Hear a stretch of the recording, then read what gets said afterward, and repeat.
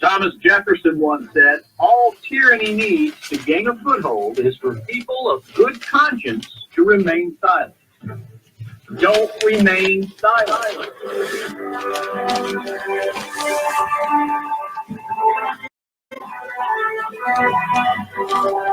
You've just jumped into the Pickle Barrel with author, speaker, commentator, and show host, Bill Pickle. Oh, what a beautiful morning. Oh, what another day in the Pickle Barrel. That's all I got to say. I couldn't even finish the song. You know, let's don't get started yet. Let's welcome everybody in the Pickle Barrel this morning. Glad to have you here, and I hope you'll join in our conversations. Oh, gosh, you know, as much as you want to expand your horizons and talk about new and better things, you know, things keep going on. People keep throwing, you know, that proverbial fuel on the fire. You know, it seems like every time you turn around, the issues that we talk about and then we try to get rid of, somebody throws more fuel on the fire and it gets bigger and bolder and more just hot. Anyway, yeah, I'm hot too this morning, matter of fact, but I am glad you're here in the Pickle Barrel. We do have some things to talk about that may be, you know, I even get tired of talking about some of this stuff, but you know, when people are addressing you and they're talking to you about it and they want to share their opinions, guess what, folks, I'm a slave to my own self. You know, I guess we're all slaves when we're trying to, you know. Now, watch. I'm going to tell you right now. Somebody's going to take that out of context and say something nasty about it. I'll bet money on it right now. Before the end of the day, I'll hear someone make some kind of snide remark because I mentioned that I was a quote-unquote slave. I guarantee it. But anyway, we've got to talk about those issues some more this morning. More stuff coming out. Trump going ding dong, and all of that. But anyway, we got that to talk about. We got some other things to talk about too. Before we do, I do want to welcome all of you to here in the Pickle Barrel. Sincerely, I do appreciate you being here, and I do want you to participate in the conversations. And I'm going to say this again, because topics that we've been talking about recently have been very controversial, hot. And I don't care who you are, what you believe, what your opinions are, I don't care. I want to hear them. I want you to share them. Only thing I ask is be somewhat polite, okay? You know, let's have a conversation, not a shouting match. How's that? And I don't care, I don't care if you're black and white, pink or purple, chartreuse or striped. I don't care. I don't care if you're a Republican. I don't care if you're a Democrat. I don't care what you are. If you got something to share, share it, and let's talk about it, and we'll go from there. Okay. Well, anyway, we do have a lot to talk about, and again, I want to invite you to take part in the conversations right here at AmericanPatriotRadio.com. Go to our site, American Patriot Radio, join the team there, subscribe, and then you can participate in the chat room right there, or you can call in, take part in the conversations live, which I do hope you will do that, each and every one of you. Call in at 712-770-4160 and put in the magic PIN number 263151#. That will get you in the queue. Now, if you want to talk, when you get ready, when you get the nerve, when you get over your shyness, hit *6. And then you too can just jump right in and join our discussions live on air around the world. So anyway, we're glad to have you here. Okay. Before we get started, of course, you don't think I'd forget, do you? I got to mention something about this day in history. Oh, Lordy. 1776, France declares a state of bankruptcy. You know, somebody actually told me, it was day before yesterday. They just said, it's a matter of time. In the next 2 or 3 years, 5 years max, U.S. will file bankruptcy. I just looked at them, shook my head, and said, son, I want some of what you're drinking or smoking. And that was all the comment I made. Okay, 1780, American troops are badly defeated by the British at the Battle of Camden, South Carolina. We're talking about a drive about 30 minutes from here, and I have visited that battlefield more than once. That's a beautiful part of the country, folks. If you haven't been to Camden, South Carolina, you need to do so. They're also horse country in this state. They have horses there. They have races there. I mean, it's a beautiful part of South Carolina. Of course, most of South Carolina is beautiful. Some of it, every state has their little areas, Okay. 1812, American General William Hull surrenders Detroit without resistance to a smaller British force under General Isaac Brock. That was our second war with Britain, by the way. Excuse me just a second. I'll be right back.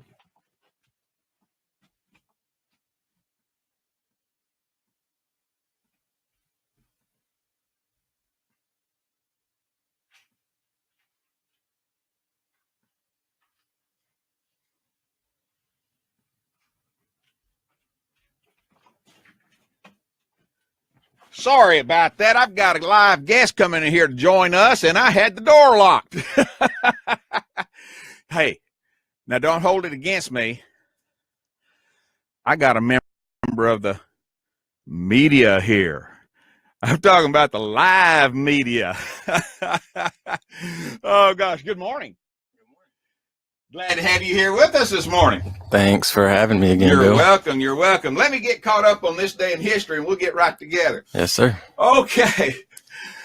Folks, I tell you what, I got off here yesterday morning after being on air. I got on the computer working on some classes I've got to recertify on, and I got off this morning at 1 o'clock.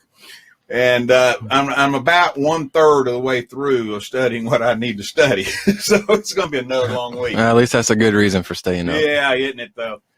Anyway, where were we going? Oh, yeah, history. 1858, U.S. Presidents James Buchanan and British Queen Victoria exchanged messages inaugurating the first transatlantic telegraph line. 1861, folks, I don't care. We're going to talk about this. And the monuments are still standing, so we're going to talk about it, even this day in history. In 1861, Union and Confederate troops clashed near Fredericktown and Kirkville, Missouri. In 1863, Union General William S. Rosecrans moves his army south to Tullahoma, Tennessee, to attack Confederate forces in Chattanooga. They need to name, I think they ought to start naming these things something easier to pronounce. Yeah, just a little bit. They make me have to think too hard. I don't know. You got to be careful about changing history, Bill. Oh, I do. Now I'm going to get started in about 5 minutes. In 1896, gold is discovered in the Klondike, Canadians' Yukon Territory, setting off the Klondike Gold Rush. Oh, let's see. More war. Oh, 1977 on this day. I tell you what, I actually saw this guy in concert 3 times and enjoyed him each time. One of them, I was about 5 rows from him. And I tell you what a performer. I don't care what his, anyway. Elvis Presley died on this day in 1977 in Graceland in Memphis, Tennessee. Been there 2 or 3 times too. Boy, you talk about a freaky flashback. Go in that house and see the house decorated. Have you ever been there? I haven't. Oh man, you think you're on? Yeah, you're having flashbacks.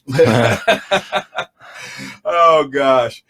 Oh lordy. Let's see here. That is just about it for this day in history. Let's hit a couple of people that were born on this day. Oh, Bill Evans, jazz pianist, one of the best ever. Ted Hughes, English poet.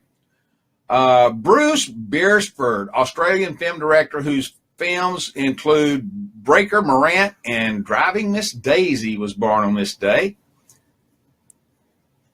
1958, Louise Veronica Saccone, entertainer and singer. Now, can anybody tell me her stage name? Everybody think hard now. Madonna. How about, where did she get that name out of that? Timothy Hutton, youngest actor ever to receive an Oscar for Best Supporting Actor in Ordinary People, was born on this day. And Emily Robinson, singer, musician, writer, member of the best-selling country group Dixie Chicks. 1972 she was born. 1972. Let's see. 45. Yeah, let's see. 42. Let's see. 72. Oh, I was leaving Camp Lejeune, North Carolina, being transferred to Paris Island, South Carolina at that time. Okay. Oh boy, the fun days. Some of the things that happened in history. All right. Timothy Hutton, youngest, received an Oscar for Best Supporting Actor. Okay, here we go. We got a special guest with us here. He's no stranger to In the Pickle Barrel. What I'm going to do is let him introduce himself and tell us exactly what you do in the media. I'm Josh Lloyd, and I am the politics and government reporter for the Morning News. It's a local newspaper here in Florence. Mainly cover government and politics in Florence County, but I also do some general assignment and photography and videography and try to stay in the know on state and local politics. So, and I saw you at the other day when we were out there and saw Mr. Attorney General Wilson talking. Alan Wilson. It was a good little program. Glad he came. Always enjoy having him in the house. And so let's go ahead and just talk about his little talk while we're at it, and see what you felt about some of the things he was saying. One of the things he brought up was his duty as Attorney General. And he made it quite clear his duty was to protect South Carolina. Yeah. Protect the people of South Carolina Right. by law. Right. I mean, he's technically the top law enforcement official in the state. So, I think, part of that assumption or part of that assessment is right. He's bound to protect the people. He's the top prosecutor in the state. He's the person who can sue companies or government on behalf of the state. So, I guess, in a sense, he is the person or a person that should protect the people of South Carolina. Mm-hmm. Well, he didn't mention this. As you know, he did say it was an issue, but yesterday he did file suit against the opioid company who puts out some pretty stuffed drugs. Oh, yeah. Yeah. Matter of fact, I believe you wrote something about it, didn't you? I didn't. I touched on the article. I tried to get him to talk about what he was going to do the day before, but my article focused more on his the scandal he's involved in and his reaction to all the stuff up in Charlottesville. Well, just bring everybody up to date on the scandal and what he said. So in 2014 or back in 2012, the state opened up an investigation into several legislators corruption probe, campaign finance, and fraud and all that kind of stuff. And, Alan Wilson as Attorney General is the lead prosecutor on that. The scandal kind of erupted when he allegedly sent a letter to Richard Quinn Sr., his longtime political consultant and attorney in Lexington County, about dismissing a prosecutor from the case. The problem with that was Richard Quinn's son was one of the legislators being investigated. Correct. So some people see a conflict of interest. Some people say obstruction. But Alan Wilson says that, the reports that have been reported in mainly the Post and Courier and the State, they're the ones kind of on top of it. He says that they're incorrect, that they don't have all the information. So, and the most recent, development in that is the Post and Courier actually received some of the emails. They, sent out a Freedom of Information request and got, a bunch of Alan Wilson's emails from 2014. So, yeah, still a hot topic for him. 6 months ago, I could have asked a group of 10 people in South Carolina who Alan Wilson was, and they wouldn't have known. Now I can ask, and maybe. In reality here, sorry about that, folks. I was talking and thinking and typing and all that at one time. It's hard for some of us old folks to do that. It's hard for some younger folks to do that. For young folks, you do? Huh? Okay. All right. So he was involved in that. And now, though, he's taking on some bigger issues, one being the trafficking,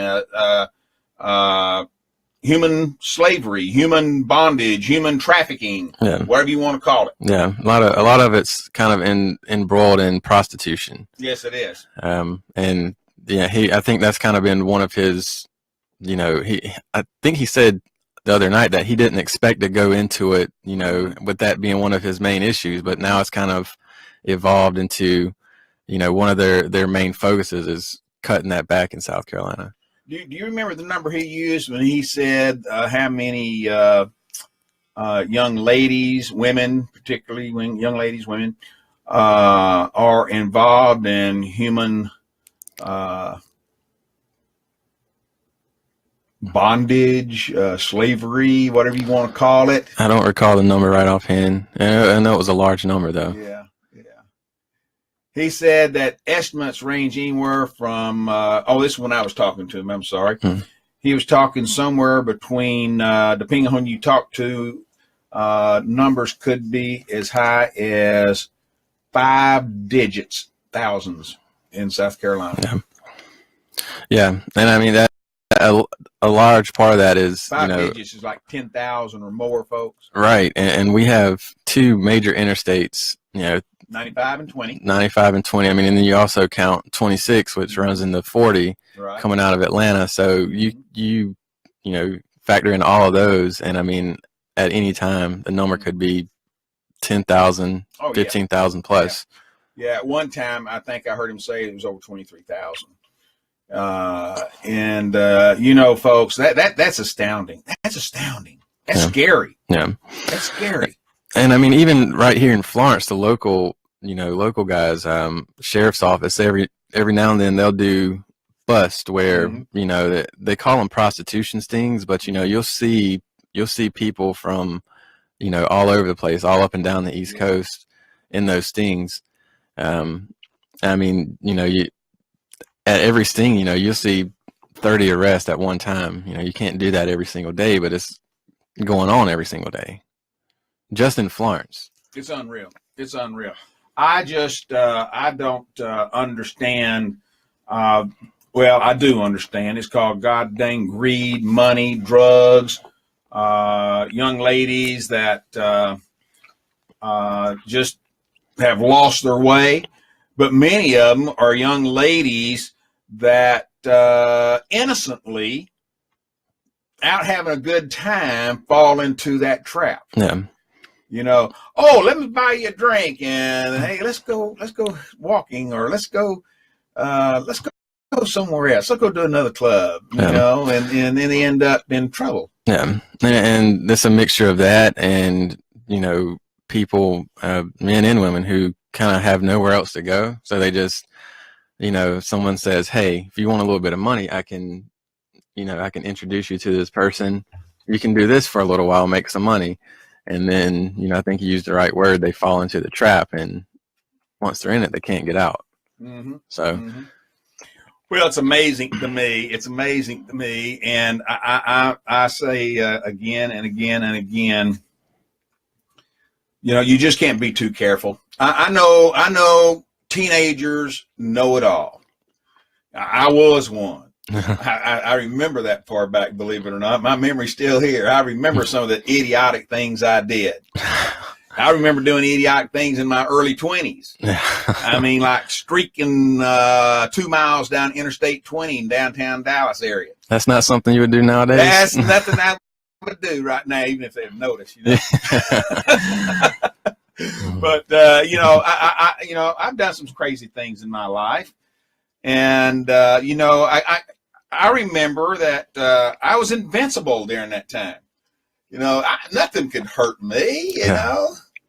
I was the smoothest. I was the fastest. I was stupid. Well, no, I mean, if you're stupid in the wrong place at the wrong time, you end up in sex slavery or dead. Or, you know, addicted to opioids, which brings it back to the crisis. It's terrible, terrible, terrible, terrible.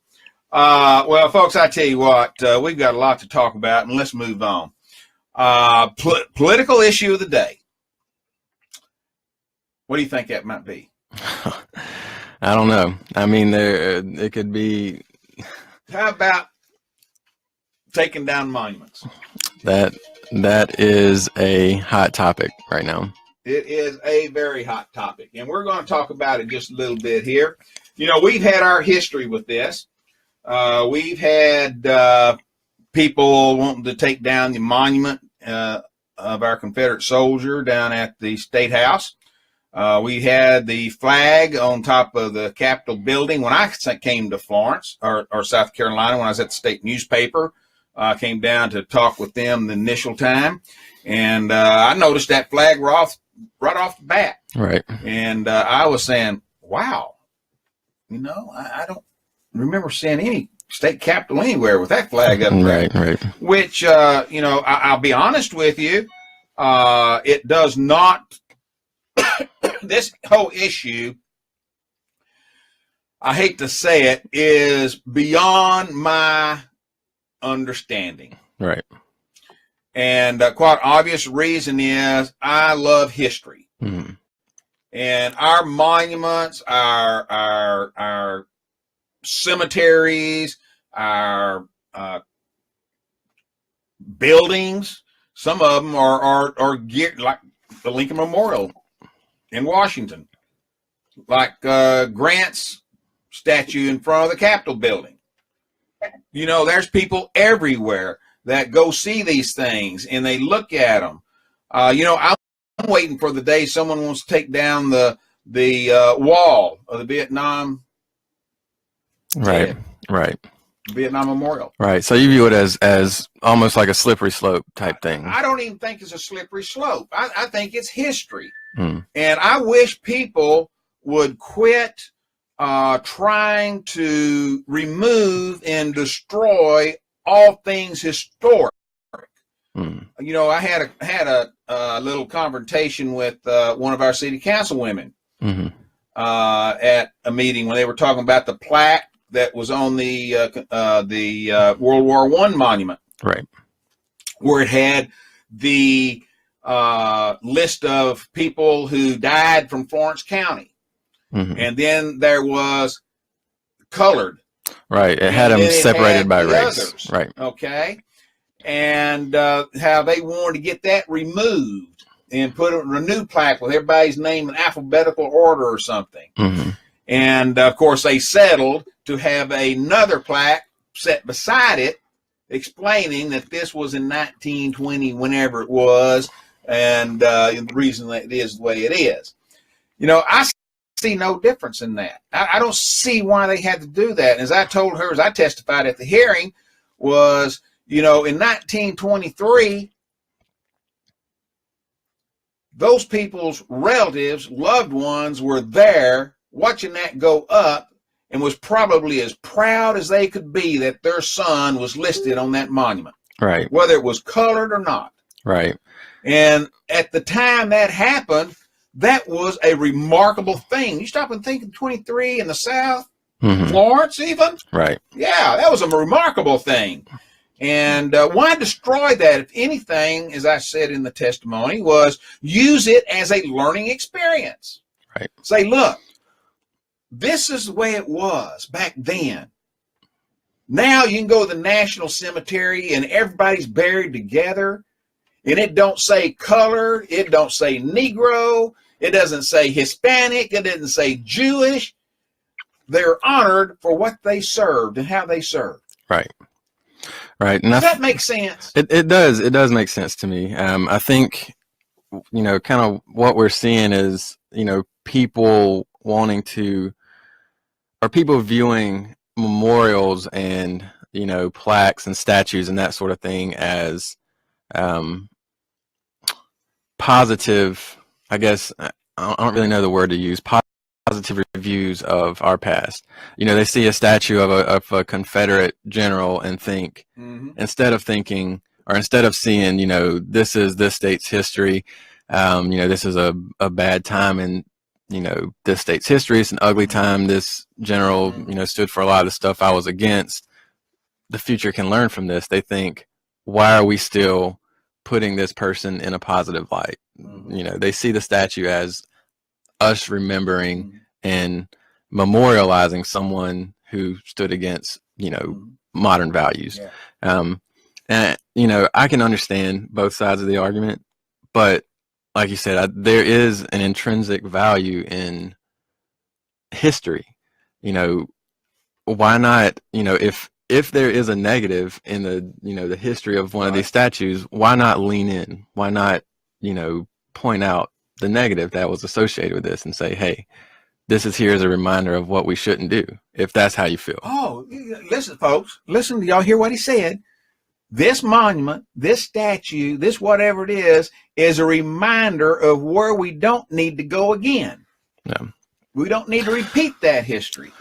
This is a reminder to that. No. That's a good point. No, if that's how you feel, I think that's a lot of people think that, if getting rid of these statues, getting rid of these monuments will say, you know what, we're done with this part of our history, we're moving forward. So I don't know, it's a complicated issue. And it's kind of like, where do you draw the line? I think I read an article, or I saw a headline this morning that the mayor of Columbia, he was responding to activist groups calling for, repeal of the Heritage Act, which I guess protects a lot of these monuments in South Carolina. Mayor Benjamin in Columbia, he's a black guy, he's a Democrat. Right. He said, after looking at all of the monuments and statues in Columbia, the only one that he could find that was offensive was a guy named Marion J. Sims, who wasn't a part of the Confederacy. He was a physician who, did a lot for the field of gynecology, I think, but he used his practices on enslaved women. Yeah. I think he says that, removing the Heritage Act doesn't do anything involving that statue. It's just a statue that's there that doesn't have a good history.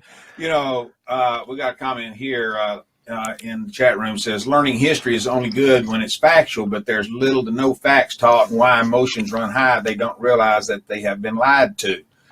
Let's see, 41 out of 56 signers of the Declaration of Independence were slaveholders. And, some of them were.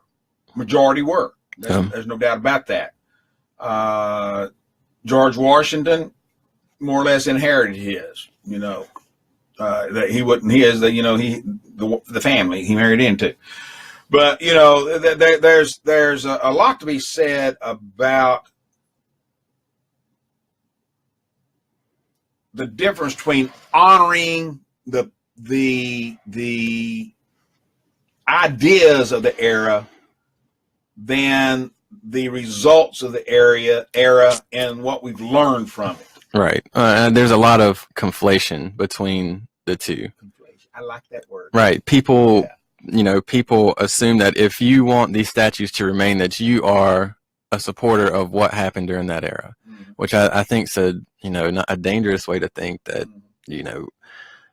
just because you don't want to remove Confederate monuments, that you're somehow in support of the Confederacy and what they fought for. Yeah. I don't think that's necessarily the case all the time. Yeah. Well, in our travels, my wife and I, we see a lot of monuments. We see a lot of statues. We see a lot of inscriptions. And I'm thinking of everywhere we've been and we have seen these. I'm thinking how many of them have been destroyed before we got to see them.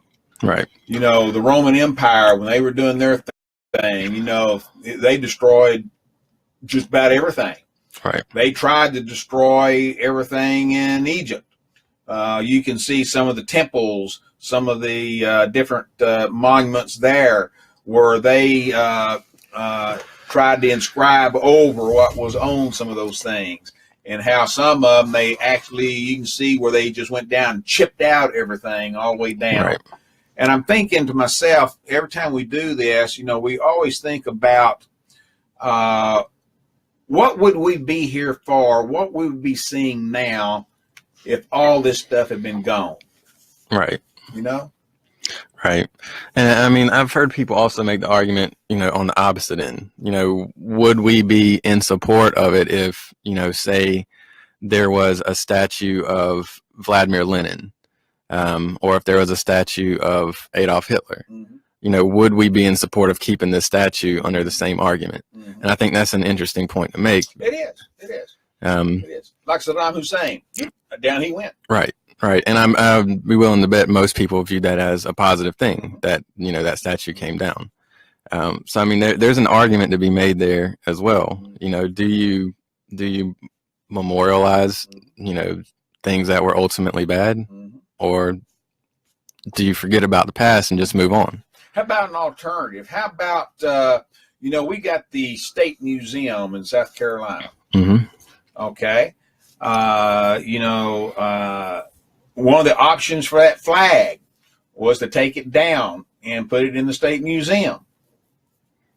Now the big question is, do they spend, $2 million, I think they're talking about doing, to build this special section? I think the original numbers were way beyond that. It was something like 25 million or something. 22, 23, something like that. Yeah. I think they've gotten it down to something that's reasonable. Well, I don't think any of that's reasonable. As I said on the show one day here not too long ago, I priced what it would take to preserve a flag. Yeah. Okay. And, they got room for it in their museum right now, too. Yeah. Don't have to make any improvements. You can buy these little cases that are vacuum sealed, air sealed, and about the size of a normal office desk that you put it in and everything.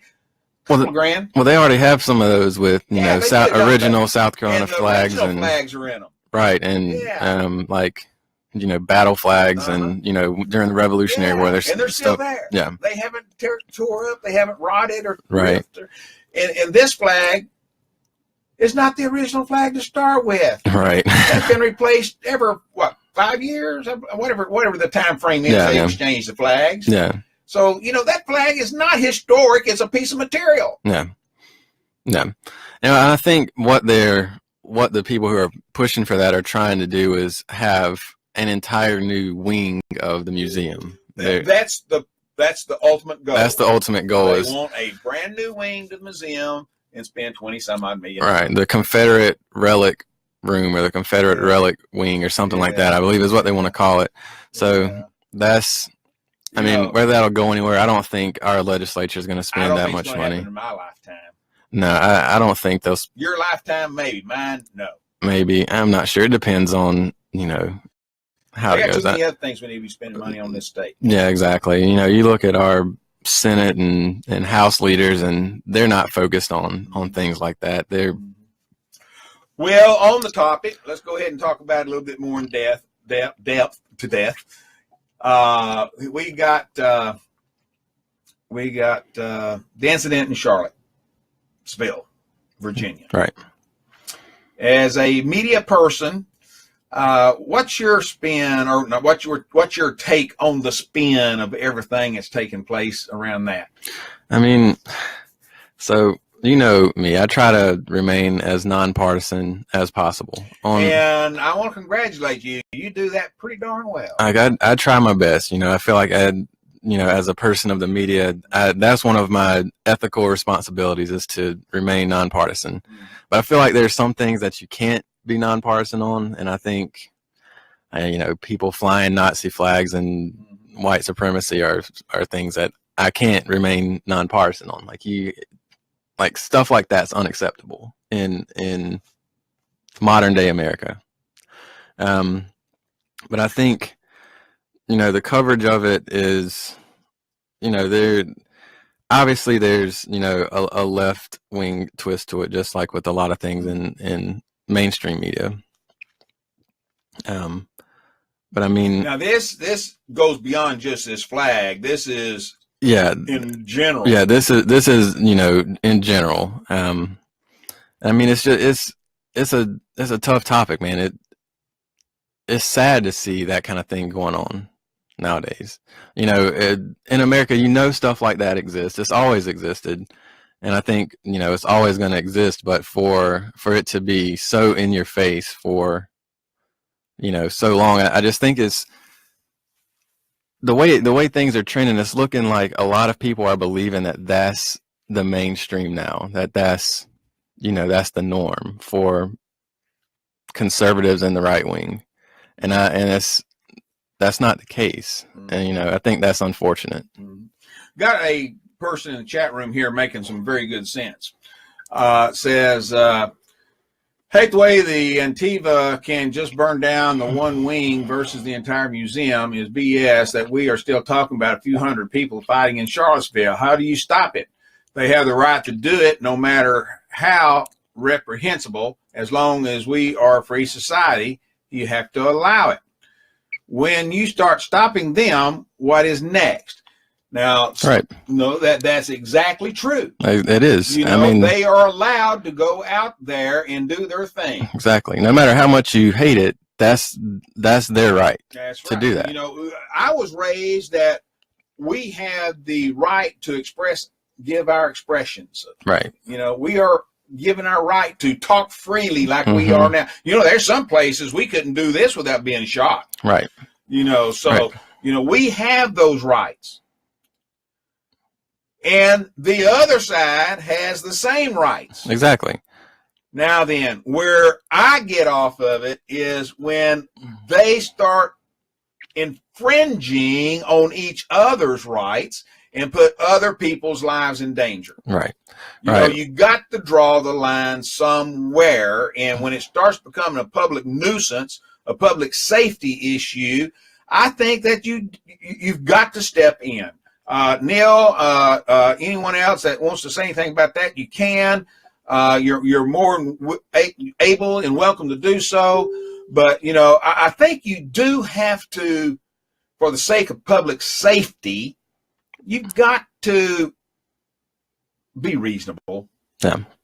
Am I off base? No, I mean, I think you're right. You don't want to shut it down because, that's infringing on, everyone's rights. But, whenever there's an instance where people are going to get hurt, I mean, there has to be a presence there, right? Like with Charlottesville, the alt-right or far right or whatever you want to call it showed up, and so did the far left, Antifa, the anti-fascist, or whatever you want to call them, and violence was expected. And see that's what perturbs me. You know, you're right. You know, I've talked to several people and I've read some things and heard some things also that violence was expected.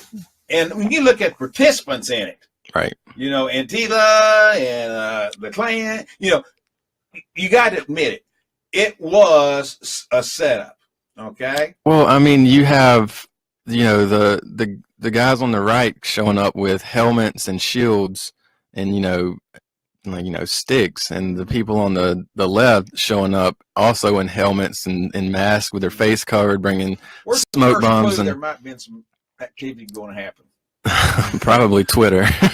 You go on Twitter, you can find out what's going down. So but I mean, you know, back to, you know, the protest and, you know, how, you know, what the response should be at, you know, in instances like this, you know, it's happened several times where, you know, police are ordered or told to stand down in certain cases. I don't necessarily understand that. I mean, I guess I understand to an extent. You want to, you know, protect the police force. But whenever that happens, you know, something bad's going to happen. You know, somebody's going to get hurt. People are going to get in fights. Someone's going to get beat up. And I mean, just in Charlottesville, someone, you know, was rammed into that. You know, the only other current people, you know, running through crowds and cars is the Islamic State. So, I mean, oh gosh, I can't believe you said that. Yeah. You said that on air. I mean, oh my gosh, you know, I got in conversation yesterday with someone that saying that guy had perfectly legal rights to do what he did. Sure. Sure. I mean, whatever. Well, Virginia law, according to him, said he had the right to do that. I mean, they were blocking his way. They were encumbering his transportation. They were there illegally to start with. I mean, maybe he had the legal right, but what about the moral right? Morals don't have anything to do with anything anymore. Don't you know that? Not in politics. Not in politics, and not when you hate. Not when you're full of hate and disgust for your fellow man. Yeah. It means nothing. Speaking of, that brings us to the next leg of this. You know, Donald Trump started talking again yesterday, and gave a lot more people something to talk about too. You know, more fuel to the fire. The more fuel to the fire. You know, now I know you very, very, very well. Agree? Agree. And I know you are probably, and I don't give out compliments a whole lot, but here goes one. You are one of the most straight up reporters I remember in a long, long time. I appreciate it. I aim to be. I aim to be one. You work very hard at that. And I've been in interviews with you. I've seen you take interviews, and I'll be honest with you, when your story comes out, I have looked at them to see if certain things were in there or certain things were not in there. Right. You have not disappointed me yet. So, Donald Trump. Boy, how'd you like to be covering him? I mean, it would probably increase my stress level a little bit. You but think? Yeah, and he's something else, man. And I think he could serve himself a lot better. This is not an article in the paper. Right. This is off the job opinion. Yeah, this is a little bit of my opinion coming out. But I mean, I think he would serve himself a lot better if he just, you know, if he just didn't talk sometimes. If he just, you know, I haven't, and you didn't either. When you were talking about where you work and everything, you never said your name or anything. And Josh, it was the first time I mentioned your name. I thought I did. My apologies. I thought I did. Josh Lloyd. If you did say Josh Lloyd, yeah, it's if yeah, okay. You know, if you know, you can. Morning News here, my former employer, here in Florence, South Carolina. Yep, scnow.com. I'm also on Twitter at Morning Lloyd if you want to follow me. There you go. So there you go. Thank you. But yeah, no. So Donald Trump, I think he would. I mean, it's hard to say. You know, I can say he would serve himself a lot better if he just didn't say anything sometimes. But look at Charlottesville. He didn't say anything for 2 days, and he got blasted for it. So it's. And then he did, and he really got blasted. Well, exactly. So it's. You know, it's kind of a never-ending thing with Donald Trump. And, you know, there's always two sides, and there's always something. With Donald Trump, there's always more than two sides. There's the Republican side, the Democrat side, the conservative side, and the liberal side, and then his side. So, I mean, it's interesting, man. I don't know. I think his original response was a little misguided, and then his, on camera press release response, I think it was good. It was, it hit the points that people wanted him to hit. And then what he did yesterday just kind of undid all of that. And,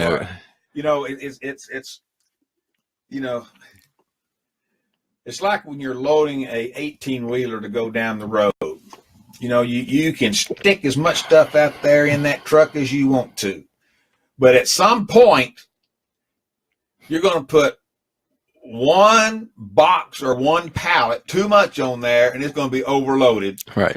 And then the driver and the companies in deep doo-doo if they get stopped. Right. They got to pay fines and all of that. Only good thing I can say about Trump sometimes is he'd have money to pay the fines because he can't keep from saying what he does. I don't think. Right. No, I don't think it's in his way of life to keep his to keep his opinion to himself. Okay. Now then, he's got a lot of people, elected officials in D.C. all up in arms. Right. They're coming down on him they're coming down him on this worse than they have on anything yet. Oh yeah, this is by far the biggest problem. And if he makes it to 2020 and decides to run again, which I think he probably will, this is probably going to be one of the things that comes up most often in his response to this conversation, because I really don't think he will. You don't think he'll run again? He will. Yeah, I mean, I don't know. But I didn't think Obama would either. Right. I thought he'd say, "Man, I got to get out of here." Yeah. But he didn't. Yeah. So, but Trump, he don't need this, and he's not a spring chicken. Right. Well, I think you have to watch the economy and see how the economy's doing, and how trade's going. And if it's going good and it looks like it's going to stay strong, and job creation keeps going up, and he may go again, because that's going to be, if his wall starts getting built, he may stay in, because he's saying, say what you want about me, but I'm a politician who ran on these things, and I'm doing what I said I was going to do. He won based on what he said. Right. And he is. I mean, whether you like it or not, some of the things he said he was going to do, some of those things are happening. But I don't know. I think that's going to be what it comes down to. And you could have asked me 2 weeks ago if he's going to run again, would he win? And I would have said absolutely, because the narrative isn't changing. The narrative's not changing. And for Democrats to win, they have to change their strategy against Donald Trump. Yeah. I'm getting hit here in Facebook. What was wrong with yesterday's response? What did he say that was wrong? He still called out the KKK, white nationalists, Nazis, just didn't let Antifa and BLM, Black Lives Matter, get away with their part. Bill thought Kasich would be POTUS, so why listen to his opinion? Well, that's right. I did. I thought that Kasich would pull it out. I thought it'd be close, but it wasn't even close. But I don't know. I mean, this is purely my opinion. I don't think yesterday was the time to call out, Black Lives Matter and Antifa. Like, obviously Antifa has violence problems. They come to protests and they stir up the violence. Right. But I think you have to pick a hierarchy of problems. And I think the most recognizable problem from Charlottesville is white supremacists and neo-Nazis. Yeah. Well, I tell you, you made a comment just then that I agree with. There comes a time that you got to take on other matters. And, I for one, feel that on this particular topic, I'm tired of it. Yeah. I think that it's not going to change anytime soon. It will not change until people want to change.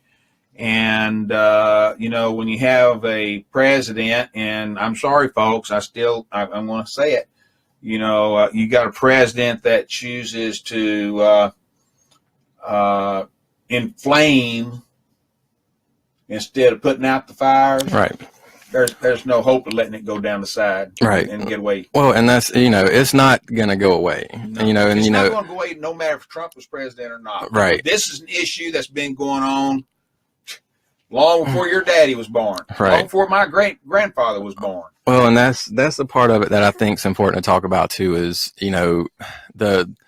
the response to it, because a lot of people, I mean, at least on social media, Twitter and Facebook, are trending more towards, if you voted for Trump, you allowed this to happen. And I think that's a dangerous way to go too, because I mean,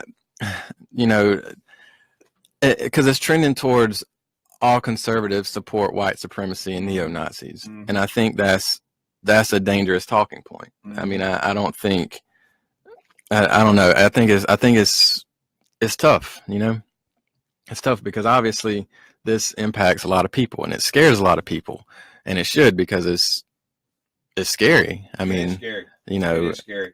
And there are those out there that say, that we're primed for another civil war. Yeah.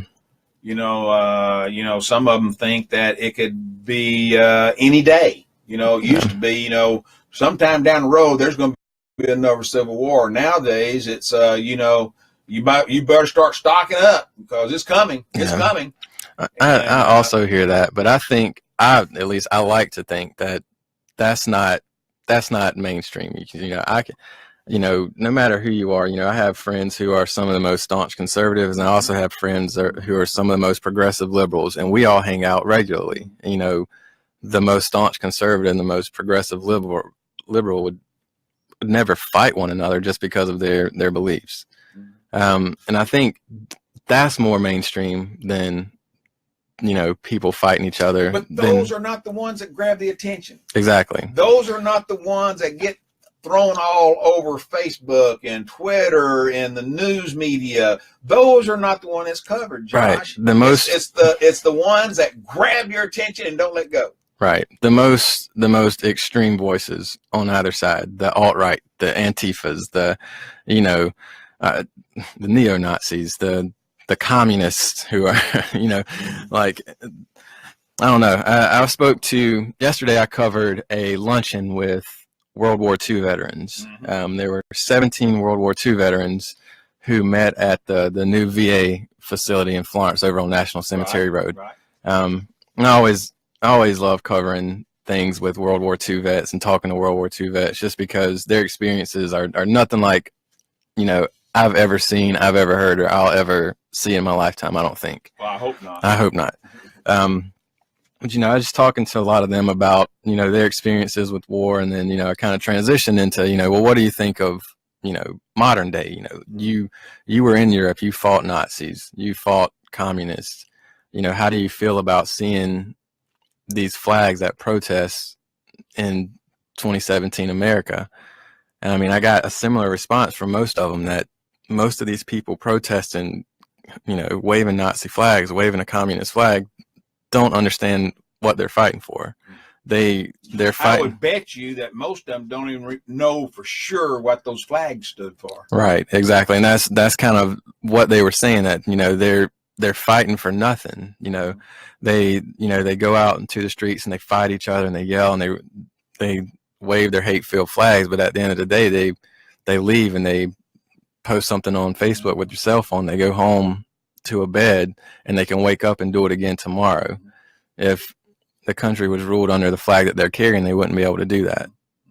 And I thought that was, pretty astounding coming from guys who fought these ideologies. Well, there's a lot of people say that, well, all these protesters are there because they were paid to be there. Groups paid them to come and do this. Yeah, they paid them to come out and the Soros theory. Yeah, the Soros theory, yeah.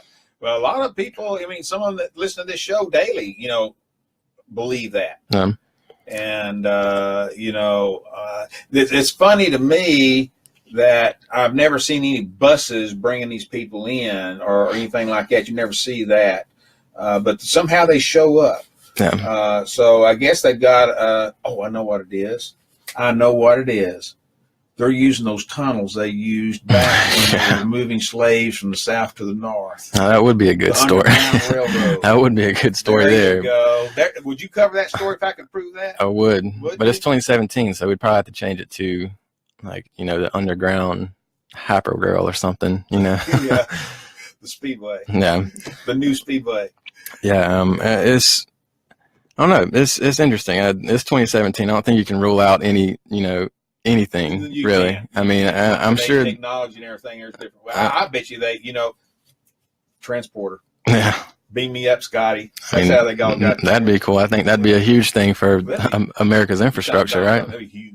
I can't do it like Huge. I can't do it either. Yeah. There's a guy I work with who does a perfect impression. Oh, I tell you, the guy that does it perfect. The guy that's on America's Got Talent. Oh yeah, Have you seen that? I haven't. Oh, there's a guy that looks just like Donald Trump. I mean, and walks like him, talks like him, same attitude. He's awesome. He really is. I think I wouldn't be surprised he gets assassinated by mistake. There's a lot of that going on. Alec Baldwin has his impersonation. Oh no, he don't look like him. And this guy looks like him. There's a Comedy Central show also. I haven't seen it. That's not really my style of humor, but I think the show's called Mr. President or something like that, where someone's impersonating the president. So, all right. Well, I tell you what, folks, we're at the top of the hour. I can't believe we've already run an hour, but we have. And folks, we're going to take a break here, and we'll be right back here in the Pickle Barrel. We're going to take on some other topics and some other issues. And during the break, which will be about 2 or 3 minutes, 4 minutes, something like that, get on Twitter, get on Facebook, get on whatever you got, and share the link to this show, because we got some more things to talk about. I bet you somebody's going to be interested in. We'd love to hear from them, their take and your take on the issues. So have them do that, and we'll be right back here in about 3 minutes or so here in the Pickle Barrel. Don't run off.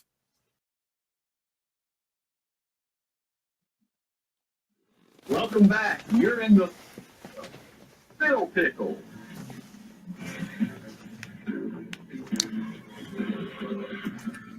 Good morning, and welcome back. Glad to have you here in the Pickle Barrel. I tell you what, we do have a lot to talk about today.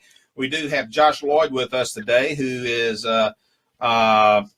one of the good guys in the media with our local newspaper here. Can I mention the name of the newspaper? yeah. Okay, the Morning News. Yeah, well, I guess I don't know if I'd say good guy. Depends on who you talk to at the county and city. Well, you know what? Being oh, by the way, I need to talk to you. I'm a member of the Society of Professional Journalists, and we don't have a chapter here in South Carolina. Really? So I may start trying to do a campaign to get some of the good guys and gals and start a chapter of the Society of Professional Journalists here. I think you'd have some support with that. I mean, there's a lot of good journalism going on in South Carolina. There is. Particularly in the newspaper industry in South Carolina. I have to tell you this.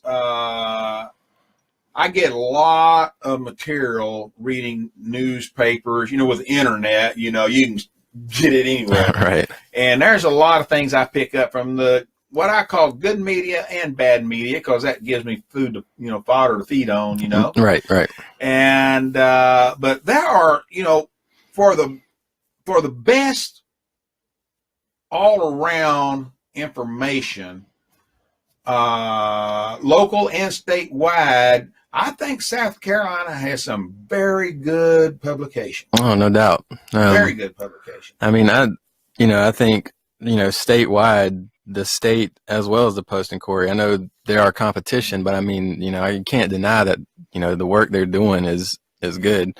They may be competition, but I know y'all show several commentaries and stuff from them every once in a while. Yeah, I mean, and a lot of times we share stuff with the state. I think we kind of have an agreement that we'll post some of your stuff as you print some of our stuff as well. Yeah, I got a text mail the other day. We hadn't heard from you lately, Bill. Yeah. I guess I need to get something else in there. Yeah, they do a lot of good work. Post and Courier does good. And I mean, a lot of these regional papers do good as well. You go up to Greenville, they're doing well in that area. I think I like to say the Morning News does fairly well. I think y'all do real well. Florence. As a matter of fact, I told your publisher and your editor that more than once in the last several years. Of course, the publisher keeps changing. Yeah. But I let Don know quite often that I enjoy reading certain articles, certain commentary, and I think what I like about you and some of the other papers here in South Carolina, y'all have a distinct line. Right down the center. You got it right down the center. This is news. This is opinion and commentary. Right. Editorial. Y'all have it split right down there. There's no question. I cannot, seriously, folks, I cannot remember the last time I read an article that I caught opinion in it at all. Right. No frame of opinion. Right. And folks, I respect that greatly. And if you mentioned to Don that you was on the show today, tell him I said thank you again. Okay, I'll do it. I mean, there's also some other good reporters at the Morning News. Our education reporter, she's fairly new. She's only been there for a few months, but she's good. And she's got a big issue that she's tackling right now, which is the Florence School Board and their referendum. And I was out of town the night of that meeting. Yeah. And I hated that. I look at the goosebumps. I hated that, but I'd already promised my wife we would do it, and so we did. But I bet you I got an opinion too. Yeah, yeah. I mean, and she's got that, and then she's gotten thrown into reporting, breaking the news on the mayor and the county council chairman coming out against it, and then going back and forth with the school board chairman. So, yeah, she's got a lot on her hands with that one. That's Well, as a matter of fact, I'm in the middle of. I got to tweet it some more and everything. Not tweet it. I will when I'm finished. Tweak it. And but I have a little letter I'm sending in too about that issue. It'll probably be there either. I don't know. I got so much to do. Oh God, right now. Yeah. I want to try to get it in for the weekend. So, yeah, that's also big. That's probably the biggest local topic right now. It is. We'll talk about that a little bit more. Okay. All right.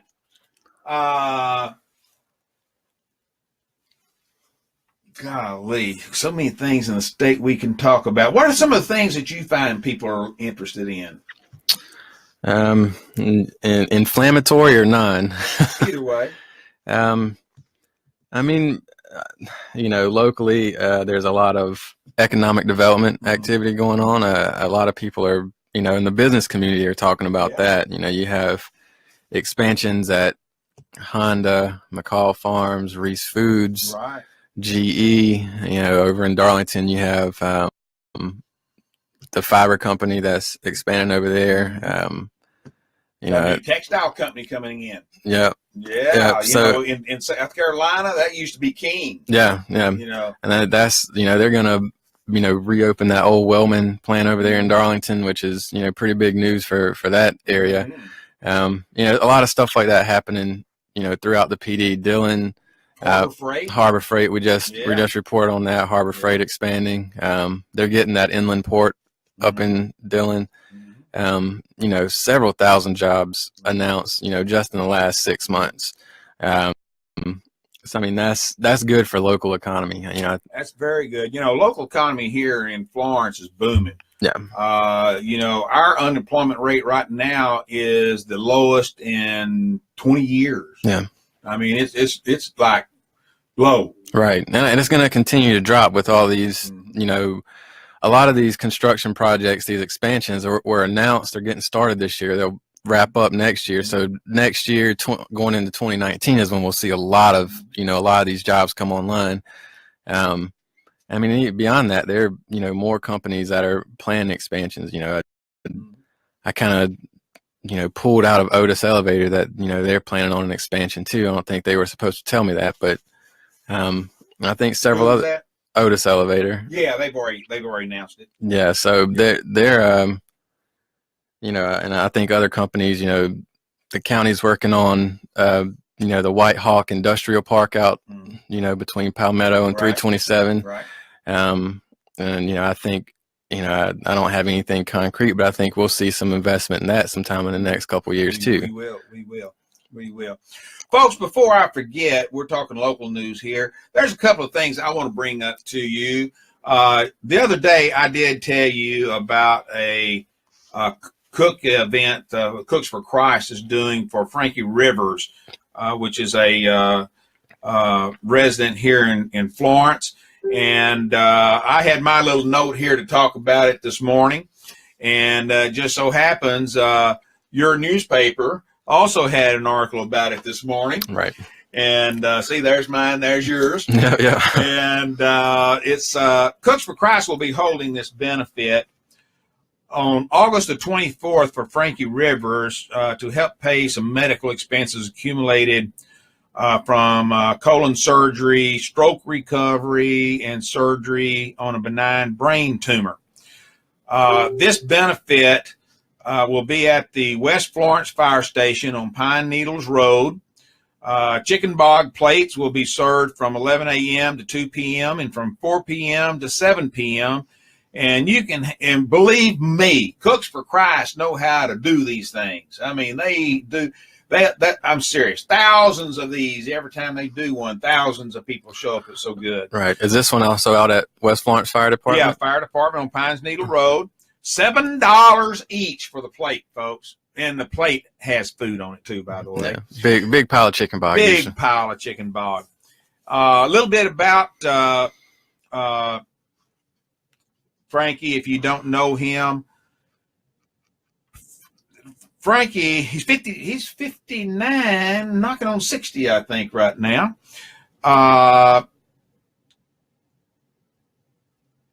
He never was sick. He never had a problem in his life until recently. And then it all just hit him about a year ago. And so all these things have come up recently. And he's had, let's just put it this way. He is in surgery or recovery all but 51 days of the past year. So, there's also going to be a bake sale there. And if you're interested in doing that, if you live here locally, where West Florence Fire Station is over in Pine Needles. And if you want more information, call John Garrett at 843-229-8230 or Beverly McGee at 843-229-0348. And, I'm on a very strict diet and I can't have chicken bog. But by gosh, I want to make a financial donation anyway. So if you can't make it or if you don't like chicken bog or whatever, consider doing that and helping that family out. I don't do these type of things very often, but this one here struck home. Struck home big time. So I wanted to mention that. Also, in the morning news, I saw a very, very, very, very good friend of mine get an award. Brenda Copeland. She's a former Darlington County treasurer, received the President's Cup, one of the South Carolina Association of Counties' highest honors. She received this on August the 1st at the association's 50th annual anniversary. One fine lady. I've known her for a number of years. She was chairman of the Girl Scouts of Eastern South Carolina. If I did want to dislike her, it'd be for that, because she captured me and brought me in on the board. Yeah. But it's been a lot of fun. I've enjoyed it. But, it's more than that one meeting a month, I guarantee you. Yeah. That's how that works out. But she was a very, very, very devoted public servant. And I have not ever heard one person anywhere say anything negative about her. Just one great person. And I just want to publicly congratulate you, Brenda Copeland, good friend. And I hope to see you again. Matter of fact, I may be calling you because I need some help on a committee I'm on the board. Maybe I'll drag you back into the Girl Scouts. Little fair trade. Little fair trade there. You got to live up to what I told everybody about you. Oh, gosh. Okay. Hey, let's talk about something fun. Sounds we good. got an eclipse coming up. Did you know that? I haven't heard. Hey, you haven't heard nothing about that? Folks, I tell you what, I'm going to do a little live drama here. Look here. Look here. I feel good, dude. Don't I look good? Don't I look good? Hey, these are glasses that I'm supposed to be able to look up at the sun and see all that stuff, you know, or not see nothing except this little ring, you know. But those are supposed to help. The only problem is I got these at Amazon. And a few days ago, we got an email from Amazon. Don't use them. Yeah, They're no good. They haven't been. They're not certified. They're not certified by NASA. Yeah, they're junk. They're junk. Well, I bought this package of them. Matter of fact, I tell you what, I'm feeling so good. I want to let you have a pair of glasses. Oh, thanks, Bill. You're welcome. You're welcome. I got 3 more if you need them.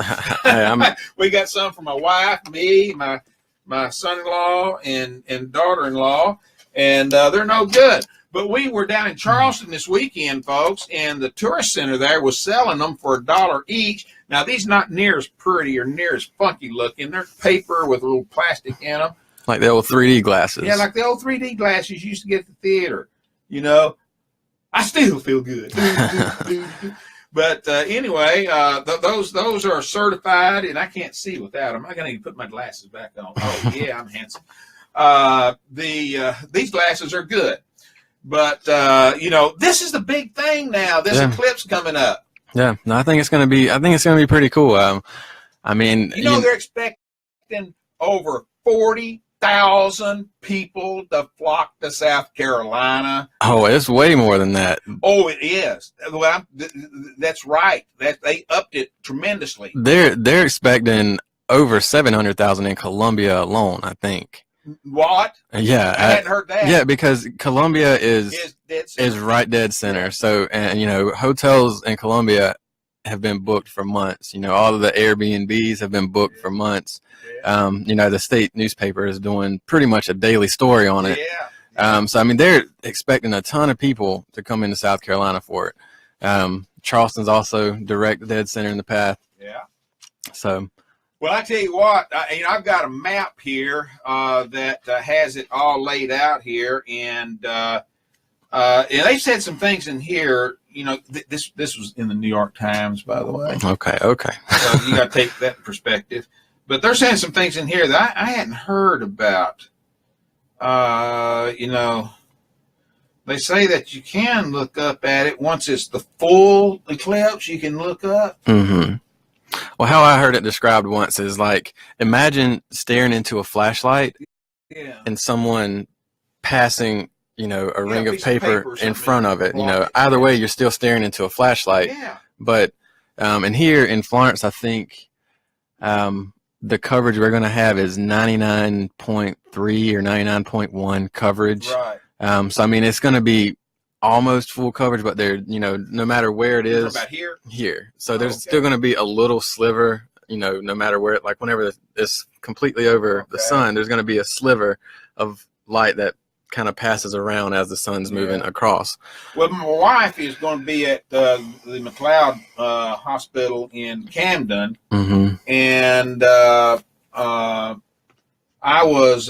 had plans to go down there and sit with her, you know, take my special glasses. Right. And I happened to look at my calendar last night, and I got a doctor's appointment at 1:45. There's no way I could get down there and find a place to park and get to see her and everything. So I guess what I'm going to do is, when I get out of the doctor's office, just step outside, put the glasses on, and look up here. Right. That 1:45. I think that's around the time it's going to be starting up. I think it's 1:30 to like 3:30 or something like that is when it's going to. It's supposed to do that. I think at 2 something. It's supposed to be full. Yeah. So it's. I may have to tell the doctor I need to change my appointment. I mean, I have to see him tomorrow. That won't be another eclipse in 7,500 years. Yeah, so I may not be around for that one. Yeah, I may not either. So you may not either. Yeah. You're young whippersnapper. But anyway, it is amazing to me how everybody is jumping on board with this. Yeah, It is a once in, literally a full eclipse in your area is a once in a lifetime event. yeah, and I think it's going to be a really neat experience for a lot of people. I mean, I'm looking forward to seeing it. I'm going to have to work, and my coverage will probably be mostly of people looking up at the sun with their glasses on. Yeah. But I think it's going to be pretty cool. I mean, it's something that you only see in movies or you only see in pictures. So. Well, you do know that we're going to be attacked that day. Yeah. Yeah. I've seen that. It's got to be true. It was on Facebook. Well, I also saw that, South Carolinians have to worry about the lizard man coming out. Well, I thought I saw him one time. Yeah. Yeah, I did. I thought I did. Hey, well, I mean, if you're going to be on the side of the road. If you're going to be in Camden, you might need to watch your back. That's right. Because that's kind of his stomping ground, right? Lee County, Camden, that area. Not that far from here. So it really could have been him. I thought it was a gator, though. So Yeah. I thought it was. Well, we It also went down. It wasn't standing up. we also have reports of Bigfoot up in Greenville County. So Well, he migrates. Depending on the season. maybe he's coming down. He's coming down to see the eclipse.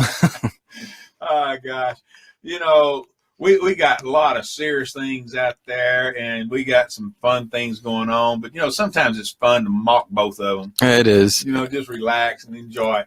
Okay, one says here, as you're all looking up at the sun, keep your eyes open for the mothership's arrival. Well, that's what I was just saying. We are going to be attacked. I read that somewhere and saw it on Facebook, and so Yeah. I figured it was on Twitter. Yeah. Yeah, I read it on Twitter. I saw it on Facebook, and I said, "Holy Moses, kiss my rear end goodbye." Well, I've said for a long time, I think since I was a teenager, the only thing That long ago, huh? yeah, exactly.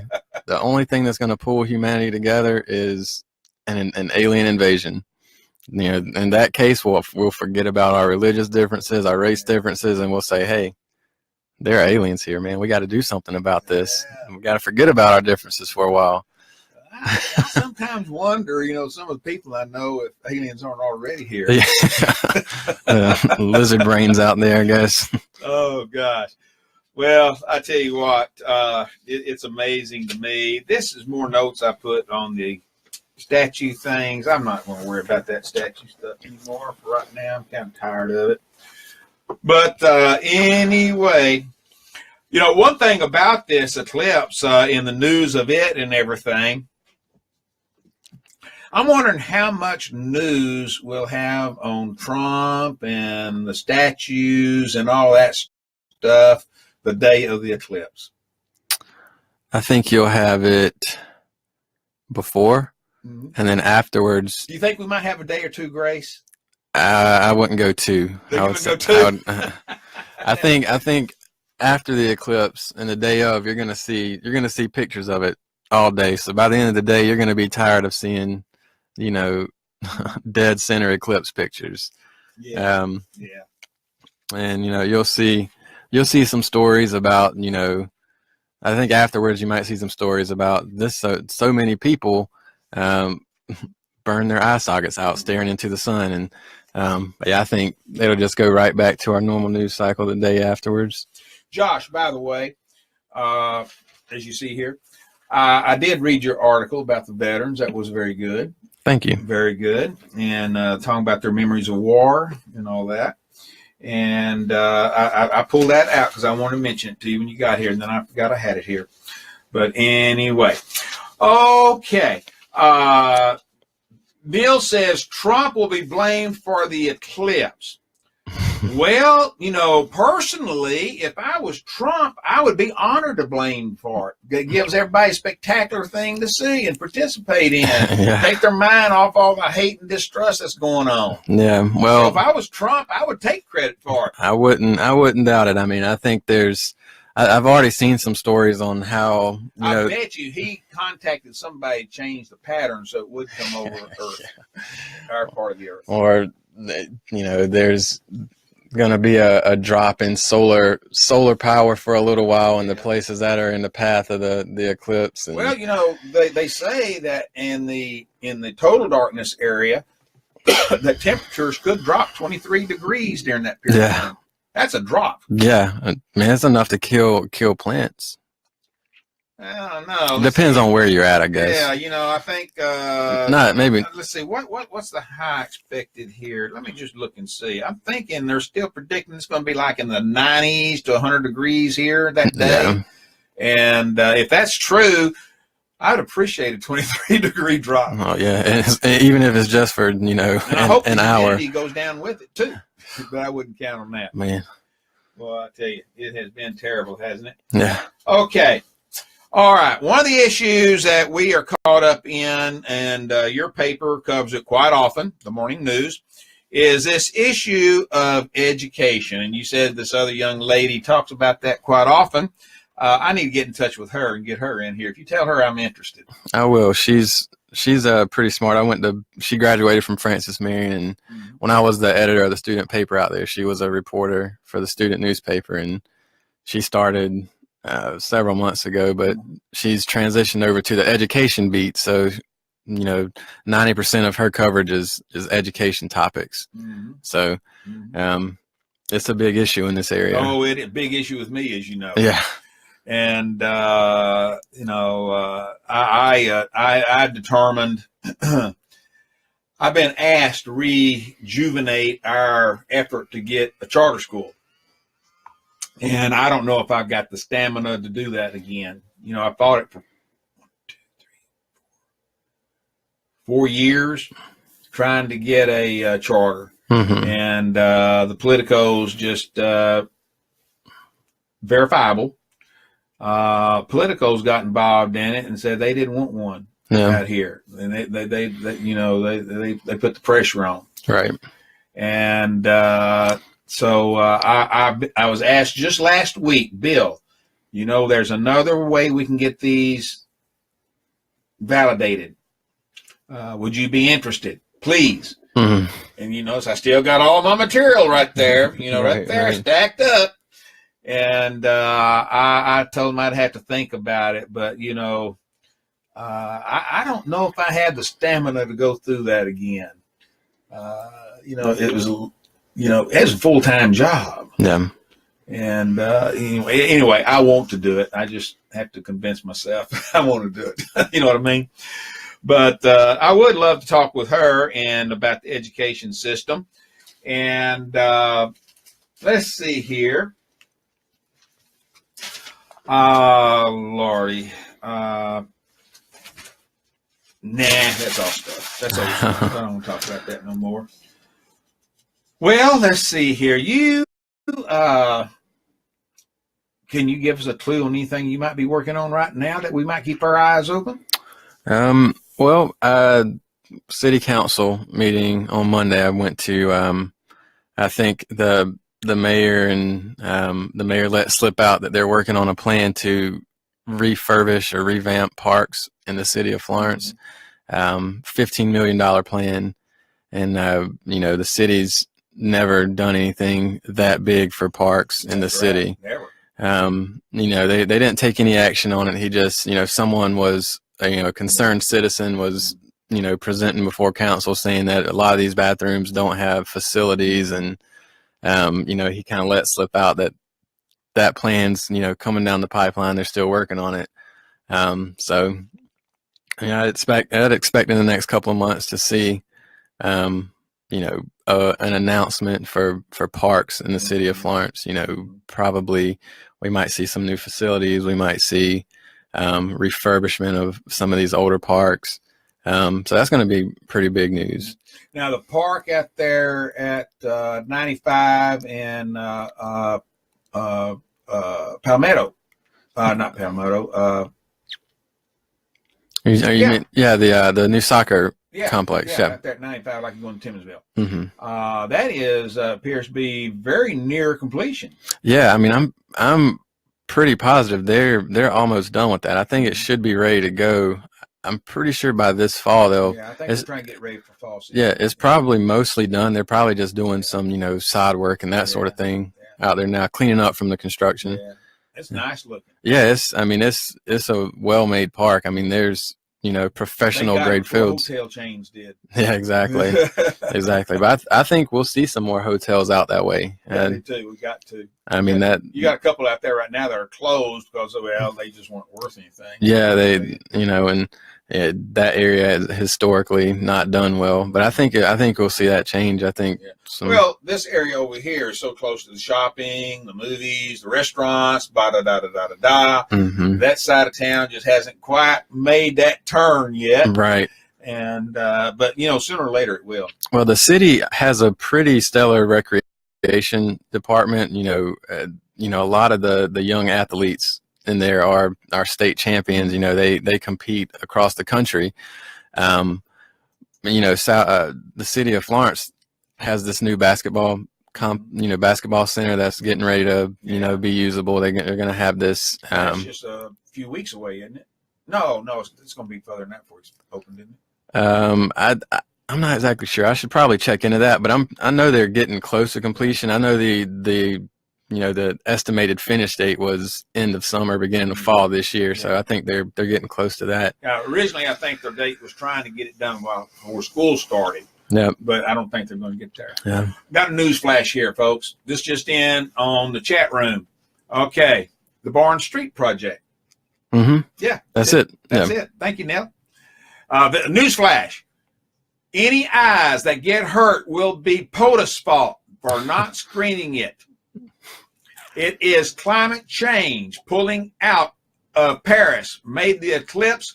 The climate change nuts are using the eclipse as an example of how science can predict things. They just don't understand that science thingy. All right. Thank you for those words of wisdom. Yeah. It may be true. Stranger things could have happened. Hey, I mean, it's 2017. Don't rule anything out. That's right. I'll bet you Korea did it. North They Korea. found a missile that shot it up there, knocked everything off course, and now it's going to come in closer than they thought, and we're going to get full. You don't think they have bases on the sun, do you? I don't know, man. I think it's all a gaslight. It's the Death Star coming through. It's the Death Star. There you go. No, that's not funny. That could be. Yeah. Oh, gosh. Okay, Barn Street Project. What a waste of money, in my humble opinion. I mean, I can see how some would say that, but I mean, like I said, the city of Florence has a huge recreation department. Basketball is a huge part. That's probably their largest sport for youth.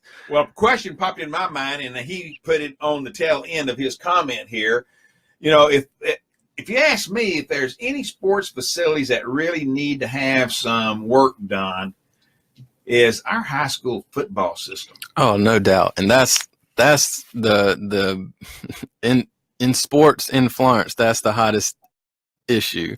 Yeah. Where I went to high school, Bodunk, Texas, Mesquite, Texas, suburb of Dallas. When I was in high school, we had a renovation. And we had a stadium at that high school that held 14,000 people. And it was always sold out. Yeah. Always. Well, football's king in Texas. Well, yeah, you got the Friday night lights mentality in Texas. And those Friday night lights shine bright. Yeah. The problem in in Florence is 3 high schools use this stadium. So you have to find a geographic location where these 3 high schools can agree on. But the extra layer to that is it wouldn't be the city or the county who builds the stadium. It had to be the school district. And the school district, as you may know, is a tough cookie to crack. They got a bigger deal they need to work on. Well, right now. exactly. They're tough to work with. I mean, and for good reason. They have bigger budgets than the county and the city combined. They deal with a lot of money, a lot of issues, a lot of schools. I mean, there are public officials who say we need to do this. We need to work on this. And Yeah. One being Octavia Williams Blake. She's said publicly several times that she's going to fight to get something done on that front. So I think we'll see. Something at least being talked about, whether it's whether it meets resistance, whether it's positive or negative. I think we'll hear something about it publicly from our officials soon. Well, the stadiums don't need to be professional football stadium quality. Right. But they need to be different than playing out in the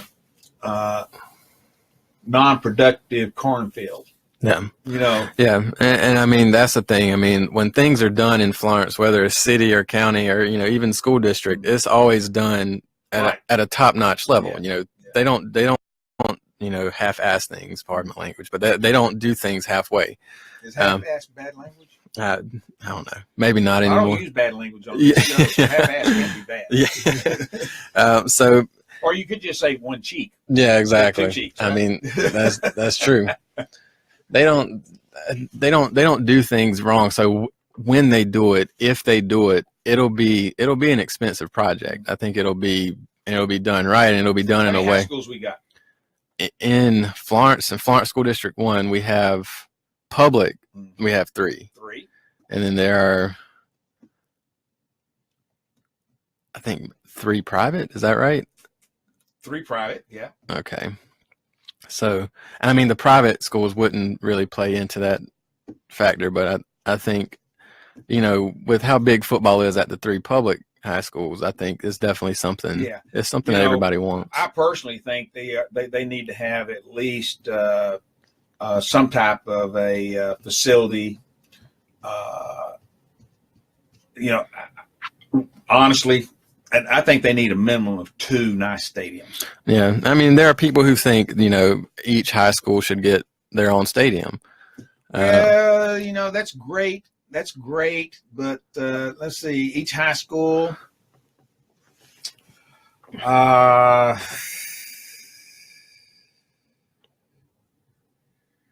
don't know. Yeah, and it's also a tough thing because like you say, even the 2 stadium plan, where would those go if you put it in between West Florence and Wilson? You're leaving out South Florence, or do you go put another one in between Wilson and South Florence, or in between East Florence and West Florence? Where do you put these stadiums?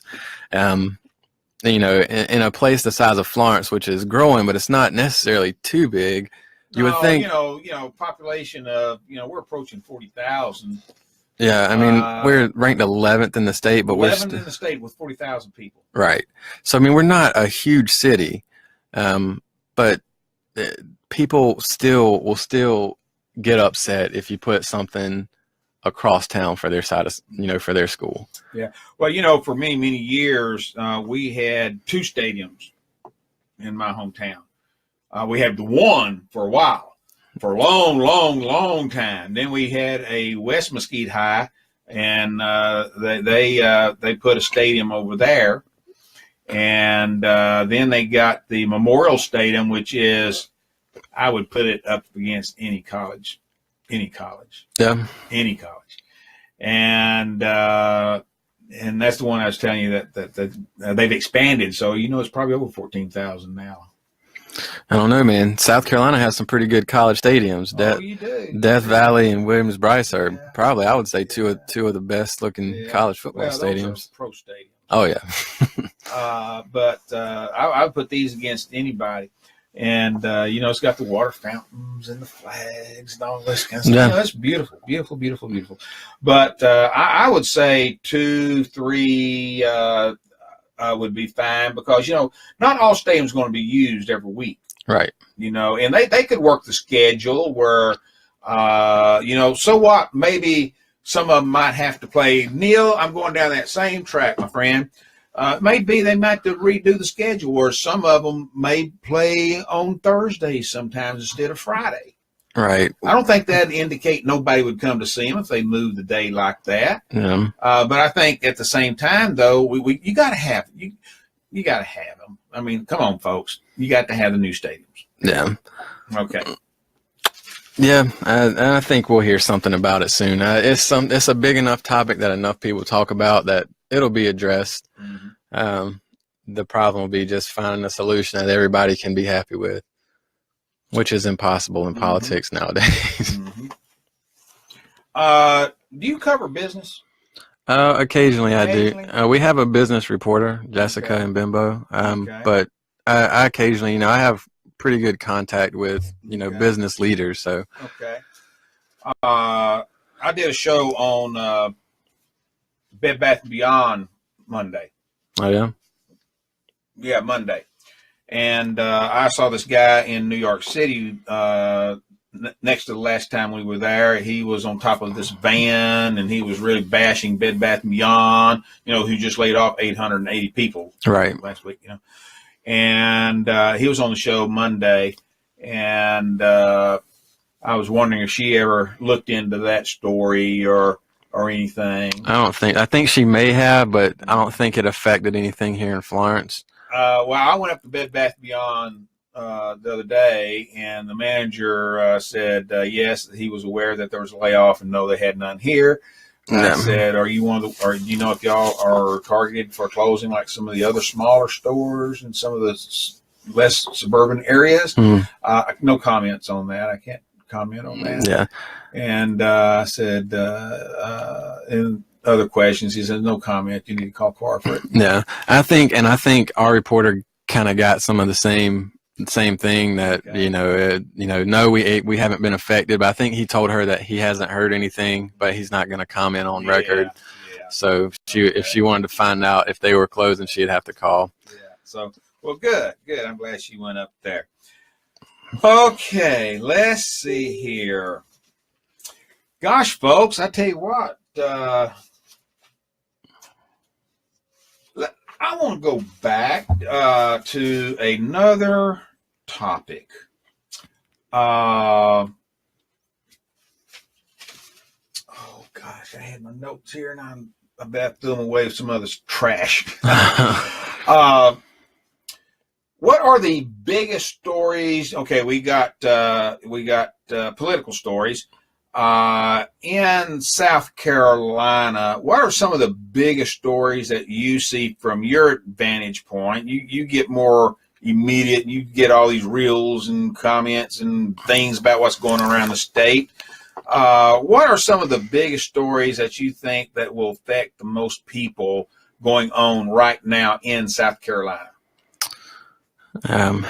I gotta think back. My mind's clouded by Confederate statues in Charlottesville. I need to.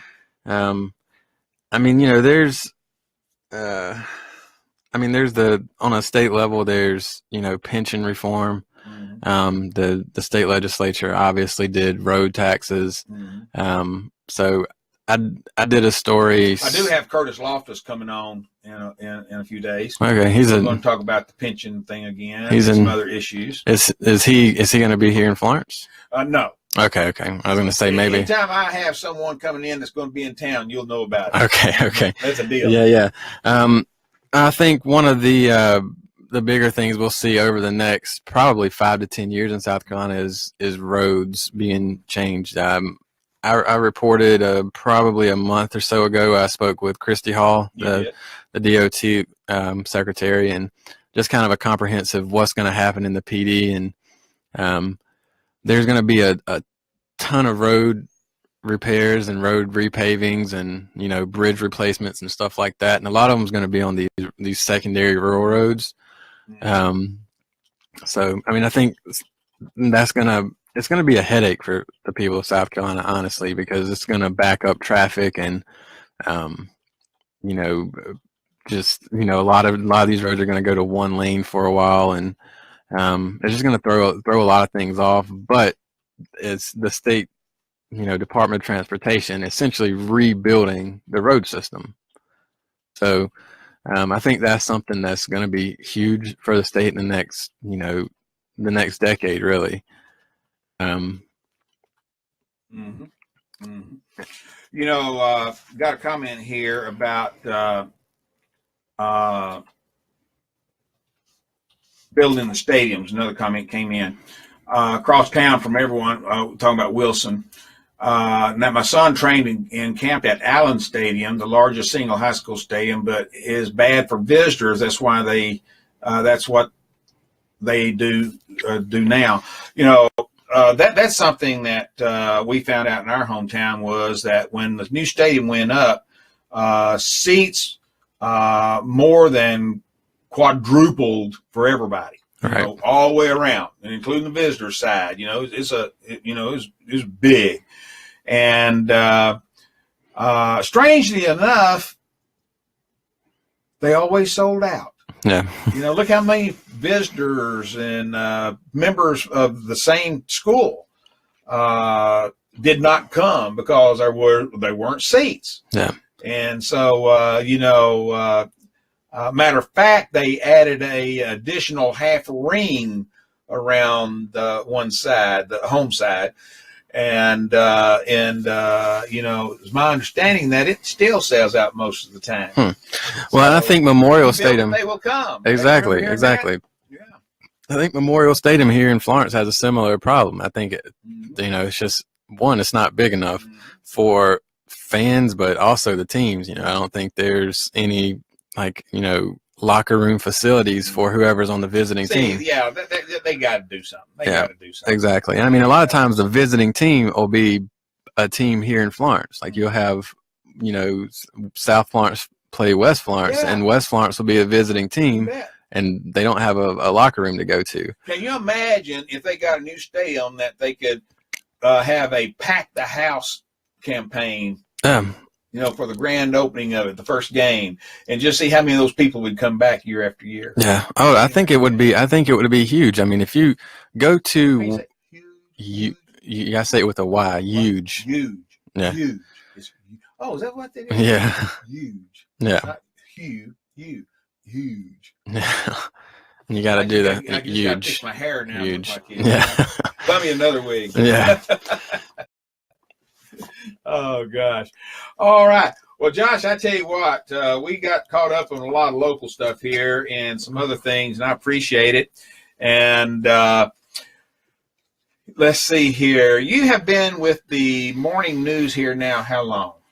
It seems like just a year, but it's been more than that. Yeah, it's a little more than 2 years. It'll be 3 years in December. Really? Yeah. Time flies when you have fun? Yeah, I don't know if fun's the word, but watch it now. But time does fly. So.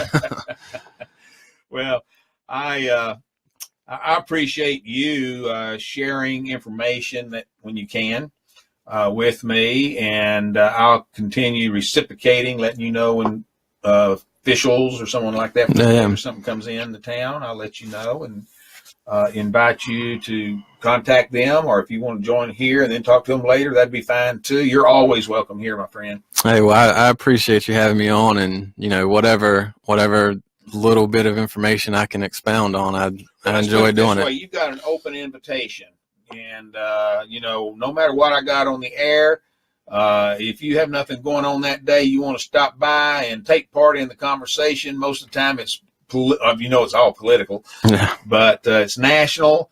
And if you feel comfortable about jumping in, you let me know you're coming. The door will be open. No doubt. And I mean, to anybody listening, if you have anything that you think's newsworthy or anything you see that needs to be brought up or needs to be looked into, I don't take any suggestion lightly.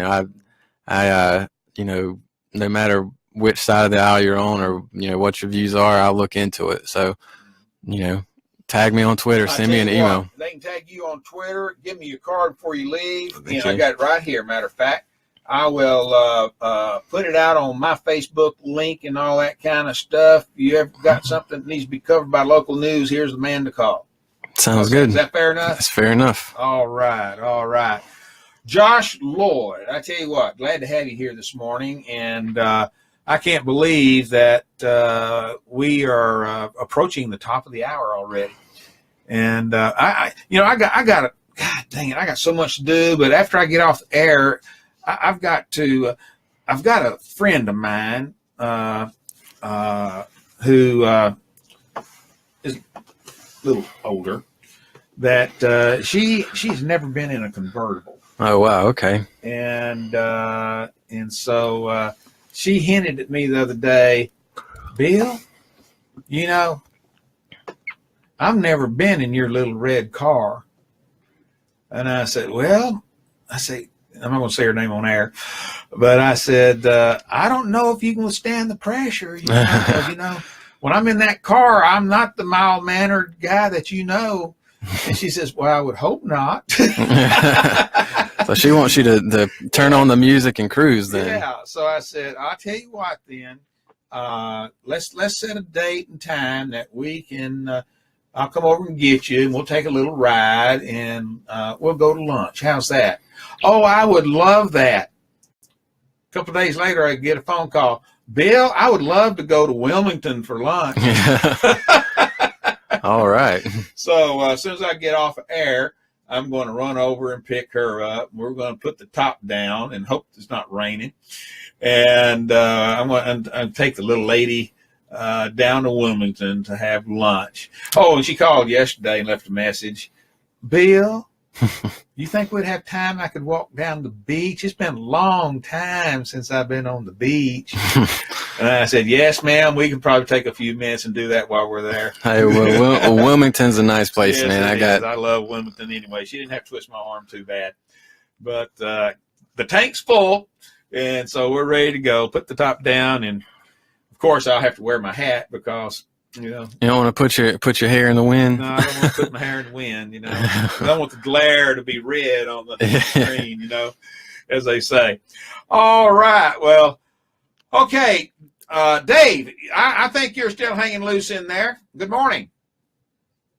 Good morning. How are you doing? Oh, doing just wonderful. How y'all doing? Just fine, just fine. Have you got your glasses for the eclipse? Nah, I just watch it on live online or on TV or something. There you go. There you go. Yeah, y'all won't get much of the eclipse there, will you? Maybe a quarter or less there in I Florida. really don't know. I think I don't know what they're expecting. I haven't looked at the reports on that. I think I remember reading somewhere that anywhere you're at in the United States, you're going to get at least like 75% coverage. Okay, 75%. So, there you go. I'm not Dave. sure what it There is you down go. there. There you go. And, you know, not to look up without glasses. You know, I don't think that's a medical sham to sell glasses. I think it's pretty wise to wear those if you do look up, okay? Yeah, absolutely. Okay. All right. Tell you what, we got about 5, 6, 7 minutes here. Go ahead and let's bring everybody up to date on some of the things that's going on American Patriot Radio right now. Well, today we have a full schedule as usual, but the latest thing that has been added is we've been added to Instagram. I believe it's just American Patriot Radio over there. I'm not sure. I'll have to double check on that. And that was just the most recent.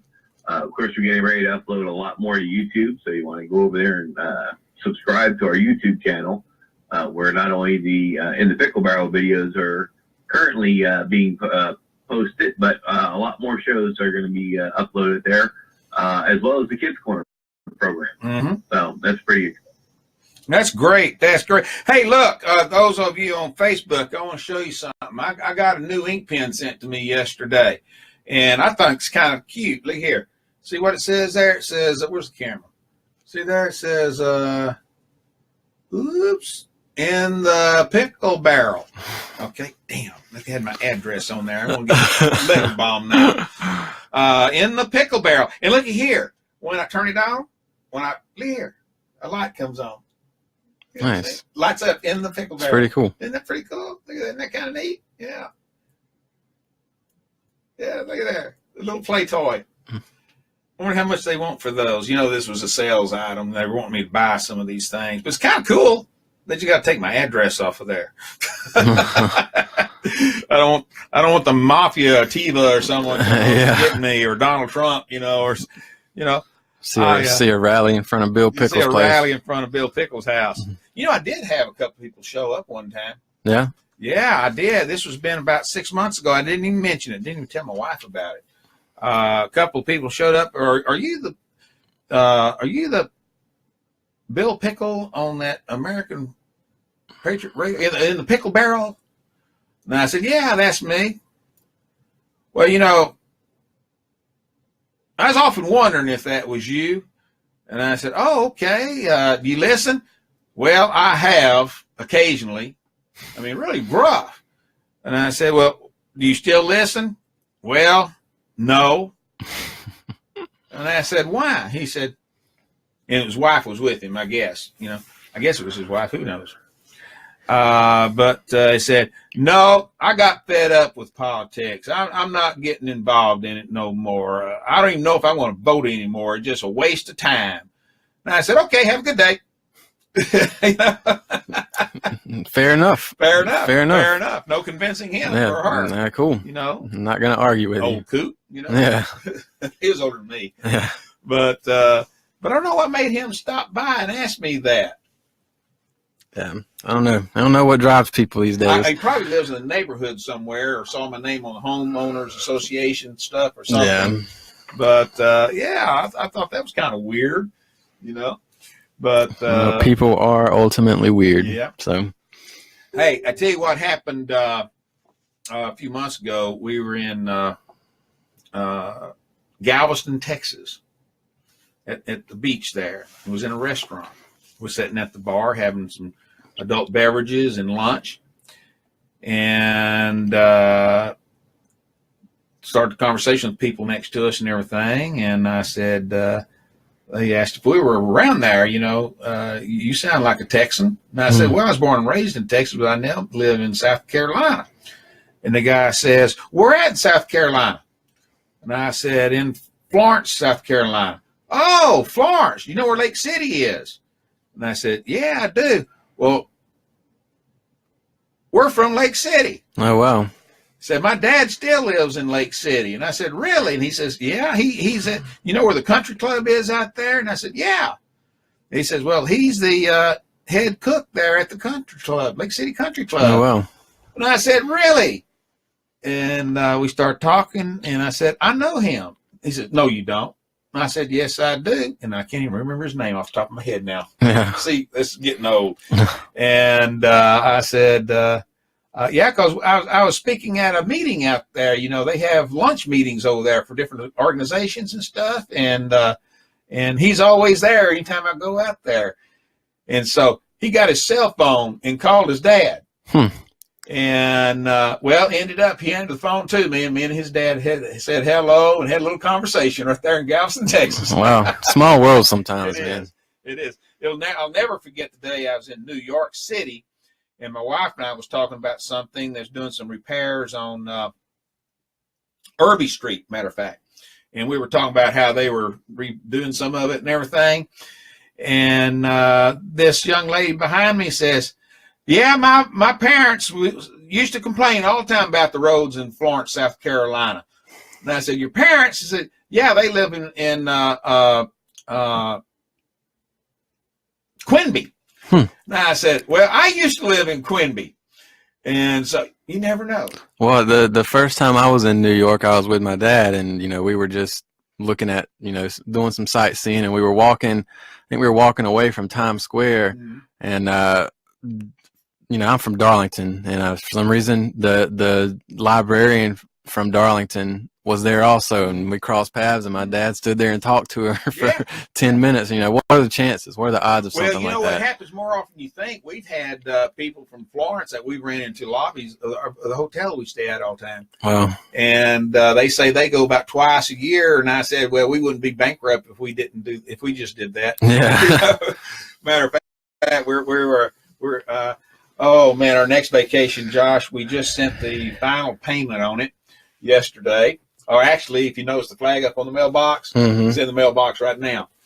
And we're going to be in Israel and Serbia for 3 weeks. Okay, that'll be a fun trip. I bet you I have something to talk about when we get back. No doubt. I'm going to try my best to do some recording interviews there with some people while I'm there. Yeah, and I had a friend who just got back from Israel Really? about 3 weeks ago, and she loved it. She said it was amazing, one of the best trips she's ever been on. So, well, I've got a friend of mine that we were coming back from, or we were going to the state garden meeting a couple of weeks ago, and he says, Bill, I love Israel. I've been 7 times. well, And he brought me all these booklets and things like that for my wife and I to look at and everything. Well, my wife wouldn't talk to me. She wouldn't look at me for 2 days. She was looking at those books. She was looking at the maps. She was looking at the things to do. well, And if I don't speak to you before then, I hope you guys have a good trip. yeah, and we will. I think We will. All right, folks. Listen, thank y'all for being here in the Pickle Barrel with us today. We did something different today. We kind of talked some national things, but a lot of local also for our local people. I had someone about a week ago ask, Bill, why don't you talk about more local things?